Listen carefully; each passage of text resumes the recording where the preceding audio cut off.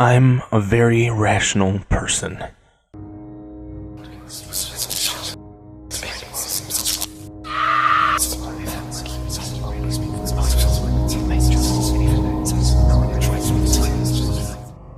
When I sleep, it will come, by Devil Juice.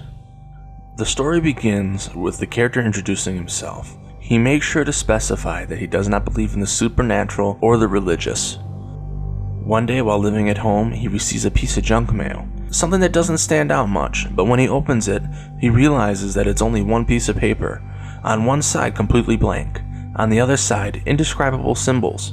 These symbols made the character feel uneasy, strange, and he was compelled not just throw it away, but burn it. That night when he went to bed, he suffered from horrible dreams and a bout of sleep paralysis. He felt that he was being watched, but he could not find anything in the room. That next night, horrifyingly, he had the same dream. This time, he was able to make out a large spider-like creature sitting on the ceiling of his room.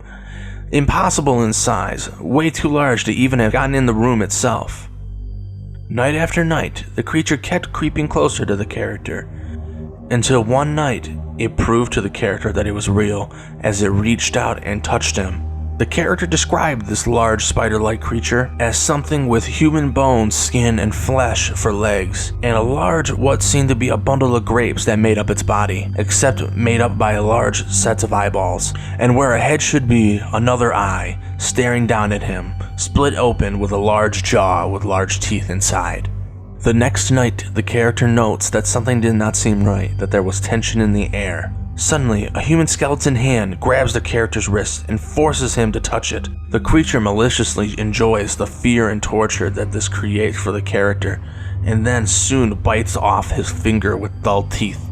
Chomp, chomp, chomp. The character describes the chomping as something like a dull pair of scissors. The character kept telling itself it was something that wasn't real. It wasn't real. But horrifyingly, when he woke up the next morning, he looked down at his hand bloody with a stump where his finger used to be.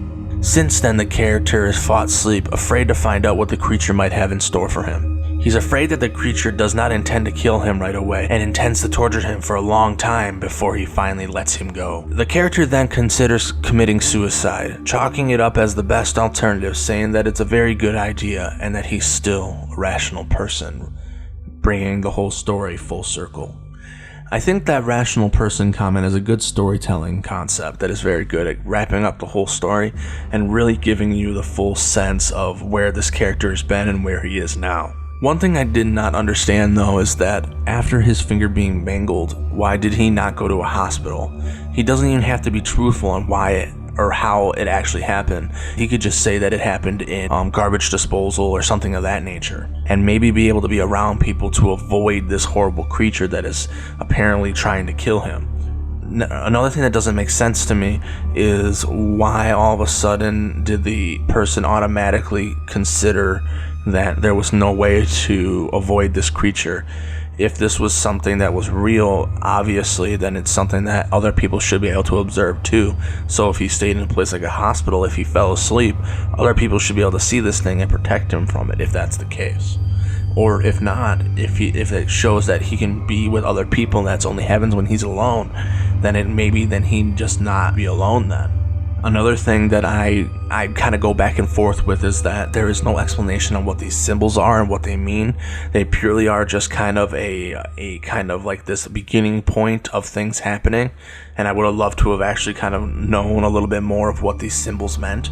This story seems like it should need a sequel because of the fact that there are so many unanswered questions, though I think that is meant to be done that way to keep it vague, to help you be able to fill in the blanks yourself and help the story. I think that it actually hurts it in this case because it gives a definitive ending. You should be able to have a little bit more of definitive details, at least in my opinion.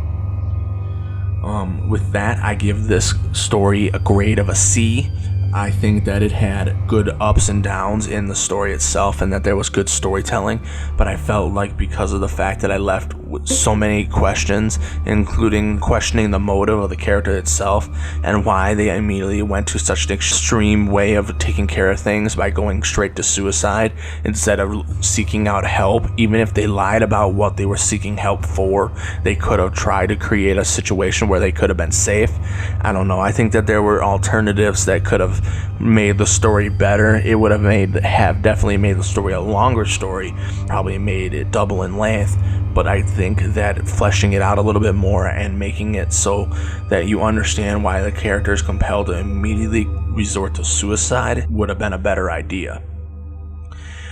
But that's it for this story, and I will see you again tomorrow.